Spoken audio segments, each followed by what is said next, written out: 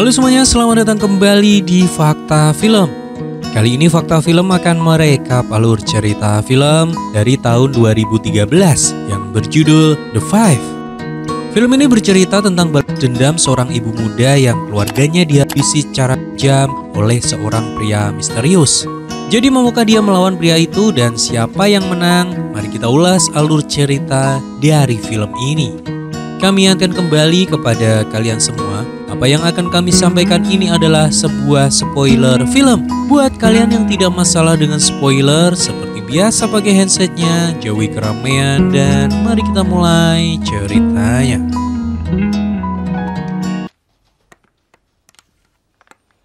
Di awal film, kita diperkenalkan dengan seorang ibu muda yang bernama Yun-ah.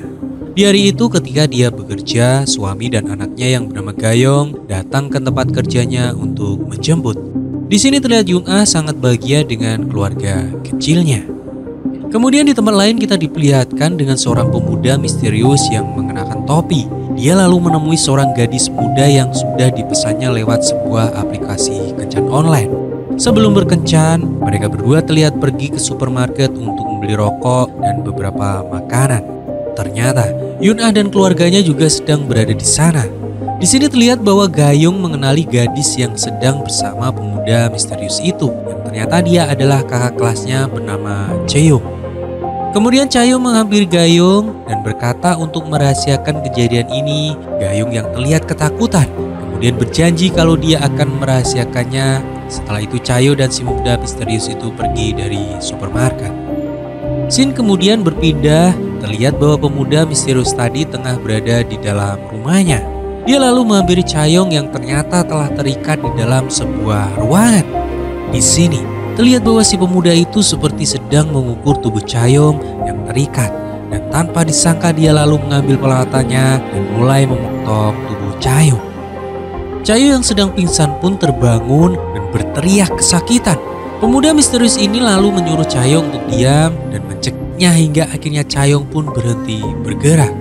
Keesokan harinya, Yun-ah dan putrinya datang ke toko untuk membeli beberapa peralatan yang akan digunakan untuk menyambut pesta ulang tahun putrinya nanti malam.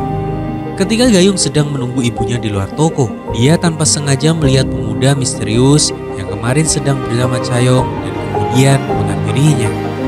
Gayong lantas bertanya tentang keberadaan Chaeyoung kepada pemuda itu.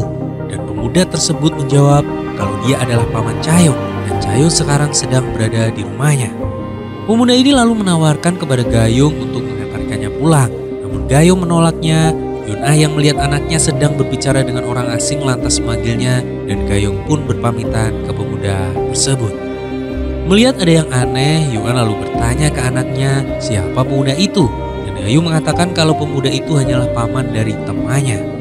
Mereka berdua kemudian segera pulang ke rumah. Di sini Yun-ah sedikit merasa curiga kepada pemuda itu karena dia terlihat sangat misterius. Malam hari pun akhirnya tiba.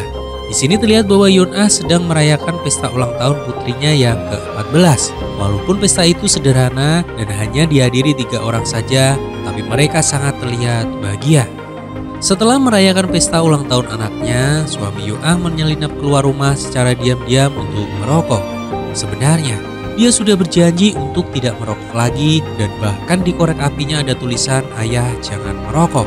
Tetapi karena istri dan anaknya tidak tahu, dia pun memanfaatkan momen tersebut untuk merokok. Namun tiba-tiba Yun-ah datang dan memergoki suaminya yang akan merokok. Yun-ah pun terlihat marah dan dia berkata kepada suaminya untuk jangan masuk rumah dan menyuruhnya untuk tidur di luar. Suami Yun-ah pun terlihat kebingungan dan dengan segera dia meminta maaf ke istrinya mencoba untuk merayu. Namun Yun-ah terlihat masih sangat kesal. Dia pun kemudian masuk ke kamar mandi untuk mandi dengan air hangat. Beberapa saat kemudian ketika Yun-ah sedang mandi, dia melihat gagang pintunya seperti ada yang menggerakkan. Karena merasa ada yang aneh, dia lalu keluar untuk mengeceknya. Namun di luar sana tidak ada siapapun. Ketika Yun-ah sedang mengambil minuman di kulkas, tiba-tiba ada seorang laki-laki yang tidak dia kenal berada di sebelahnya. Laki-laki itu kemudian menyerang Yun-ah hingga membuatnya terjatuh. Tak disangka, ternyata laki-laki itu sudah membunuh suami dan juga anaknya. Yun-ah lantas menyadari kalau laki-laki misterius ini adalah orang yang tadi pagi berbicara dengan anaknya di depan toko supermarket. Laki-laki misterius ini sangat ingin menghabisi Yun-ah dan di momen itu terlihat bahwa Yun-ah dibuat babak belur olehnya. Namun untung saja Yun-ah berhasil menekan alarm rumahnya yang membuat laki-laki misterius itu kemudian pergi dari rumahnya. Singkat cerita, Yun-ah akhirnya berhasil dibawa ke rumah sakit meski lukanya begitu sangat parah. Para medis pun bergegas untuk menolongnya dan bersiap melakukan operasi. Di sini terlihat bahwa kondisi Yun-ah sangat buruk dan parahnya lagi ternyata dia memiliki golongan darah yang sangat langka. Namun pada akhirnya para dokter itu berhasil membuat kondisi Yun-ah menjadi stabil meskipun dia masih belum siuman. Kemudian di tempat lain terlihat bahwa salah satu dokter yang tadi melakukan operasi ke Yun-ah sedang menemui anaknya yang ternyata juga berada di rumah sakit tersebut. Dokter itu bernama Chomin. Dan ketika anaknya sedang mencoba sepatu baru pemberian temannya, tiba-tiba mulutnya mengeluarkan darah yang begitu sangat banyak. Chomin yang terlihat panik lantas segera memanggil perawat dan ternyata anak Chomin memiliki penyakit langka. Dia juga membutuhkan donor darah, akan tetapi sedikit sekali orang yang memiliki golongan darah sepertinya karena itu adalah golongan darah yang sangat langka. Kemudian Chomin teringat kalau Yun-ah juga memiliki golongan darah yang sangat langka. Dia pun lalu mencocokkan golongan darah Yun-ah dan anaknya dan ternyata keduanya memiliki golongan darah yang sama. Karena kondisi Yun-ah yang terlihat tidak memungkinkan untuk diselamatkan, dia lantas mendatangi dan ingin menyuntik mati Yun-ah agar Chomin bisa mengambil darah dari Yun-ah untuk menolong putrinya. Namun ketika Chomin ingin menyuntiknya, tiba-tiba Yun-ah terbangun dan dia menghentikan aksi Chomin tersebut. 2 tahun pun berlalu. Setelah kejadian itu terlihat bahwa Yun-ah lumpuh dan tidak bisa berjalan lagi. Suatu hari ketika dia sedang bersama temannya di jalan, tanpa sengaja Yun-ah melihat seorang laki-laki yang mirip dengan orang yang telah membunuh suami dan juga anaknya 2 tahun lalu. Dengan segera, dia mengambil pisau yang ada di kursi rodanya, mengejar orang itu. Namun saat Yun-ah ingin menusuk pria itu, Yun-ah menyadari kalau dia bukanlah orang yang membunuh suami dan juga anaknya. Karena kejadian itu, Yun-ah akhirnya dibawa ke kantor polisi dan dimarahi oleh petugas kepolisian agar jangan melakukan hal seperti ini lagi. Yun-ah lalu bertanya kepada polisi tentang pelaku pembunuhan suami dan anaknya dahulu. Namun polisi tidak memberikan jawaban yang memuaskan dan sepertinya kasus pembunuhan itu tidak menjadi prioritas mereka lagi. Dengan sangat kecewa, Yun-ah kemudian pulang bersama temannya. Saat ini dia tinggal di rumah kecil yang berada di kawasan kumuh bersama temannya yang bernama Hee-jin. Ketika malam tiba, Yun-ah mencoba mencari informasi tentang korek api milik suaminya yang hilang di berbagai situs jual beli online. Jadi, 2 tahun yang lalu selain membunuh suami dan anaknya, psikopat misterius itu juga mencuri korek api milik suaminya. Kemudian tanpa disangka, Yun-ah menemukan seorang penjual korek api dengan ciri-ciri yang sama seperti milik suaminya. Akhirnya setelah 2 tahun, dia mendapatkan petunjuk tentang pembunuh suami dan anaknya. Yun-ah lantas mengira kalau penjual itu pasti adalah pembunuh yang dia cari. Dengan segera, dia menghubungi penjual itu dan berpura-pura untuk menjadi pembeli. Yun-ah lalu mengajak penjual itu untuk bertemu di suatu tempat, namun tiba-tiba penjual itu justru offline. Sepertinya penjual itu mengetahui identitas Yun-ah yang membuatnya offline secara tiba-tiba.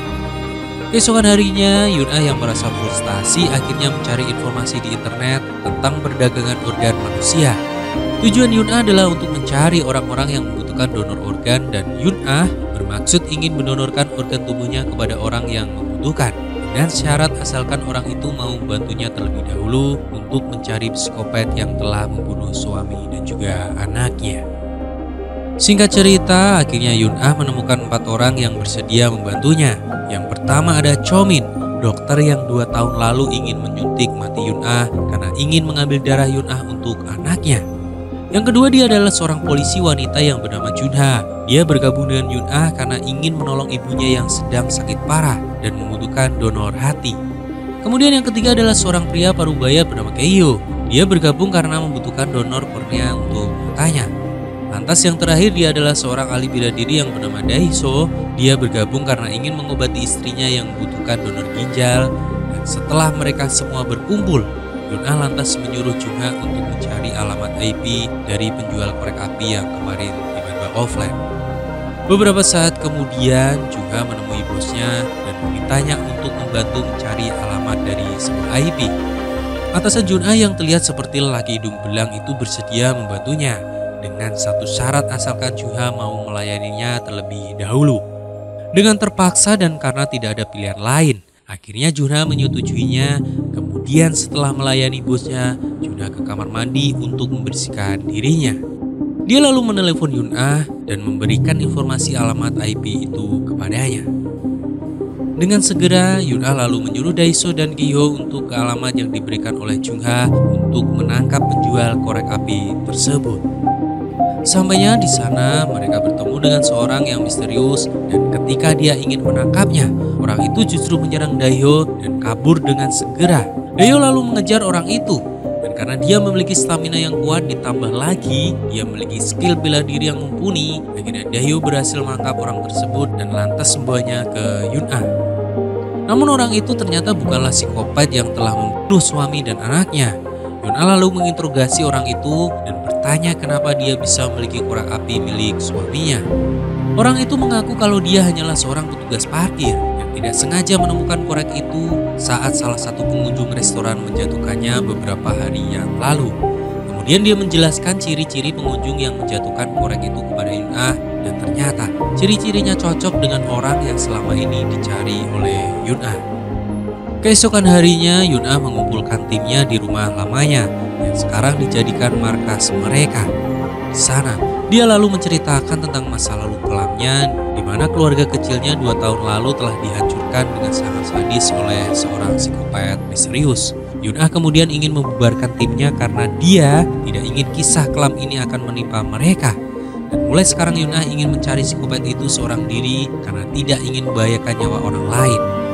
Namun setelah mendengar kisah menyedihkan dari Yunah, 4 orang itu merasa kasihan kepadanya dan mereka akhirnya sepakat untuk tetap ingin membantu Yunah untuk membalaskan dendam yang selama ini dialami olehnya.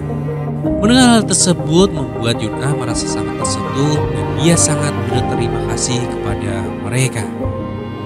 Singkat cerita, kemudian Yunah memeriksa CCTV di restoran yang dimaksud oleh petugas parkir kemarin.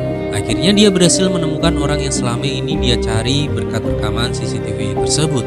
Kemudian Yunah menyuruh Jungdo dan Daeho menyiapkan peralatan untuk menangkap sang psikopat. Di sisi lain diperlihatkan bahwa psikopat itu sedang membawa seorang gadis yang telah dia pesan ke rumahnya. Lalu gadis itu menyadari kalau rumah sang psikopat terlihat sangat aneh dan dipenuhi dengan barang-barang mencurigakan. Karena merasa takut, gadis itu kemudian berlari dan ingin kabur, namun psikopat itu berhasil merekamnya. Kemudian scene kembali berpindah. Di sini Yunah akhirnya berhasil mengetahui identitas dari sang psikopat yang ternyata dia adalah seorang seniman muda pembuat patung yang namanya tengah naik daun. Yunah dan Jongdu kemudian menunggu di depan rumah sang psikopat dan tak lama berselang psikopat itu keluar dari rumahnya. Setelah melihat wajah sang psikopat dengan jelas, Yunah semakin yakin kalau dia adalah orang yang selama ini dia cari. Di malam harinya, Jongdo datang ke rumah psikopat itu seorang diri. Di sana dia ingin mencari barang bukti, namun tiba-tiba dari belakang psikopat itu datang dan memukulnya hingga membuat Jungdo pingsan. Psikopat itu lalu menginterogasi Jungdo dan menyiksanya sehingga membuat Jungdo mengaku kalau dia adalah suruhan Yunah, orang yang selama ini ingin membalaskan dendam kepadanya. Setelah mendengar penjelasan dari Jungdo, psikopat itu lalu membunuhnya dan kemudian dia mencari informasi tentang Yunah. Berkat informasi dari temannya yang ternyata adalah polisi, akhirnya psikopat itu berhasil menemukan alamat rumah Yunah. Ketika dia datang ke rumah Yunah, ternyata di sana hanya ada Hee-jin seorang diri. Kemudian, scene berpindah. Di sini Junah dan Daeho tengah berada di markas mereka, menyadari kalau Jungdo semalam menghilang dan sampai sekarang masih belum ada kabarnya. Kemudian Junah menyuruh Daeso untuk mengantarkannya pulang ke rumah. Namun sampainya di sana ternyata telah terjadi kebakaran dan menewaskan teman sekamarnya yaitu Hee-jin. Junah pun merasa sangat sedih melihat teman satu-satunya yang dia miliki telah meninggal dunia. Dia lalu menyadari kalau menghilangnya Jungdo dan terbunuhnya Hee-jin pasti adalah ulah dari psikopat tersebut. Sepertinya psikopat ingin membunuh Yunah dan timnya satu persatu. Kemudian Yunah mengatakan ke timnya kalau psikopat itu bukanlah penjahat biasa, dia adalah orang yang sangat kejam dan berbahaya. Yun-ah kemudian kembali ingin membubarkan timnya karena dia tidak ingin ada lebih banyak korban jiwa. Beberapa saat kemudian, di saat Yun-ah sedang sendirian, tiba-tiba dari belakang psikopat tersebut muncul mendatanginya. Dia lalu mengatakan kepada Yun-ah kalau sekarang dia ingat peristiwa 2 tahun lalu ketika dia membunuh suami dan juga anaknya. Di sini, Yun-ah lantas bertanya ke psikopat itu tentang alasannya melakukan pembunuhan, namun psikopat itu hanya tersenyum. Dia lalu membawa Yun-ah ke ujung tangga dan ingin mendorongnya agar dia terjatuh. Namun tiba-tiba Dae-ho datang dengan sepeda motor dan meminta psikopat untuk menjauhi Yun-ah. Tetapi psikopat itu justru mendorong Yun-ah dan kemudian kabur. Dae-ho segera menolong Yun-ah dan setelah berhasil menolong Yun-ah, dia segera bergegas mengejar psikopat tersebut yang kabur dengan mobilnya. Setelah melakukan pengejaran yang cukup lama, Dae-ho akhirnya berhasil menghentikan psikopat itu dan mereka berdua lalu terlibat perkelahian yang sangat sengit. Hingga pada akhirnya Dae-ho berhasil melumpuhkan psikopat tersebut. Dia mengabari Yun-ah kalau dirinya akan segera membawa psikopat itu ke markas. Sampainya di markas, Dae-ho lalu meletakkan tubuh psikopat yang sedang pingsan itu di atas meja. Namun saat Dae-ho tengah lengah, tiba-tiba psikopat itu menyetrumnya dari belakang yang membuat Dae-ho kemudian pingsan. Lalu psikopat itu mengambil ponsel Dae-ho dan menghubungi Yun-ah. Dia lalu menyuruh Yun-ah untuk segera datang ke markas atau Dae-ho akan dia bunuh. Yun-ah yang mendengar suara teriakan Dae-ho lantas memohon kepada psikopat itu untuk melepaskannya, namun psikopat itu justru menutup teleponnya. Yun-ah lalu segera menghubungi Chomin dan Jung-ha. Dia menyuruh Chomin untuk segera datang ke markas guna menolong Dae-ho, sementara Jung-ha disuruh Yun-ah untuk pergi ke rumah sang psikopat untuk membantunya menyiapkan sebuah jebakan. Sampainya di rumah psikopat itu, Yun-ah lalu menghancurkan beberapa patung milik psikopat dan mengirimkan video rekamannya. Sambil mengancam, Yun-ah berkata kalau dia akan menghancurkan patung terindah miliknya, juga semua yang ada di sana, jika dia tidak melepaskan Dae-ho. Psikopat itu tampak sangat panik melihat karya terindah miliknya akan dihancurkan oleh Yun-ah. Dia lalu segera pergi untuk kembali ke rumahnya dan meninggalkan Dae-ho di sana. Setelah psikopat pergi, Chomin segera datang untuk menolong Dae-ho. Akhirnya sang psikopat itu sampai di rumahnya. Di sana dia melihat bahwa rumahnya terlihat sangat berantakan. Ketika dia sedang mencari Yun-ah yang bersembunyi, tiba-tiba dia terkena jebakan yang telah disiapkan oleh Yun-ah sebelumnya hingga membuat dirinya terjatuh. Kemudian Jung-ha datang dan ingin menangkapnya. Namun tiba-tiba saja psikopat itu menyerang kaki Jun-ha hingga membuatnya terjatuh. Dengan kesal, psikopat lalu menyerang Jun-ha hingga membuatnya pingsan. Yun-ah kemudian memecahkan beberapa patung milik sang psikopat dengan maksud agar dia berhenti menyerang Jun-ha. Psikopat yang melihat Yun-ah sedang memecahkan beberapa patung miliknya lalu mendatangi Yun-ah dan menyerangnya hingga membuatnya terjatuh. Kemudian ketika psikopat itu akan membunuh Yun-ah, tiba-tiba Dae-ho datang dan menyerang psikopat itu. Mereka berdua pun terlibat perkelahian kembali yang sangat sengit. Namun kali ini psikopat itu berhasil melumpuhkan Dae-ho. Beberapa saat kemudian ketika psikopat itu akan mendatangi Yun-ah untuk menghabisinya, tiba-tiba Yun-ah mengambil koreknya dan ternyata Yun-ah sudah menyiapkan jebakan yang tidak disadari oleh sang psikopat. Dengan cepat Yun-ah lalu melemparkan koreknya, membuat patung terbesar psikopat itu terbakar dan kemudian jatuh menimpa sang psikopat, membuatnya meninggal seketika. Akhirnya setelah menunggu 2 tahun lamanya, Yun-ah berhasil membalaskan dendamnya, tapi tidak lama berselang, Chomin datang dan ingin menyuntik mati Yun-ah yang terlihat sudah tidak berdaya. Chomin melakukan hal itu dengan tujuan agar dia bisa mengambil darah Yun-ah untuk menyelamatkan putrinya. Namun, Dae-ho dan Jung-ha berusaha untuk menghentikan Chomin karena mereka merasa kasihan kepada Yun-ah setelah melihat perjuangannya selama ini. Tetapi mereka berdua tidak bisa menghentikan Chomin yang ingin menyuntik mati Yun-ah karena keadaan mereka berdua yang sangat lemah. Tetapi ternyata Chomin tidak sanggup melakukannya dan dia pun kemudian menangis lalu minta maaf kepada Yun-ah. Namun, tiba-tiba Yun-ah justru mengambil suntik itu dan menyuntikannya ke dirinya sendiri, sambil berkata ke timnya kalau dia sudah tidak punya tujuan hidup karena semua orang yang dia sayangi telah meninggal dunia. Dia lalu sangat berterima kasih kepada timnya karena telah membantu membalaskan dendamnya selama ini. Yun-ah lalu mengizinkan mereka untuk mengambil organ tubuhnya setelah dia mati. Chomin, Jungha, dan Daeseo yang melihat keputusan Yunha itu hanya bisa menangis dan berterima kasih karena berkat Yunha mereka bisa menyelamatkan orang yang mereka sayangi. Di akhir film, kita diperlihatkan bahwa anak Chomin, istri Daeho, dan ibu Junha tampak sehat seperti orang normal. Ini berarti organ tubuh Yunha telah didonasikan kepada mereka dan film ini pun usai. Sebagian besar film yang dibuat oleh Korea Selatan memang sangat mengemaskan bagi kita yang melihat. Alur cerita yang rapi dan cukup sulit ditebak endingnya buat kita menjadi sangat penasaran. Seperti film The Five yang menurut Mimin mampu menyajikan sebuah ketegangan, juga kengerian, tapi juga mampu menguras air mata bagi mereka yang melihat. Secara keseluruhan, Mimin berikan nilai sebesar 8,5/10 dari keseluruhan alur cerita yang tersaji sepanjang film ini berlangsung. Terima kasih buat kalian semua yang telah mendengarkan alur cerita film ini dari awal hingga akhir. Buat kalian semua jangan lupa jaga kesehatan dan sampai jumpa lagi di cerita film selanjutnya.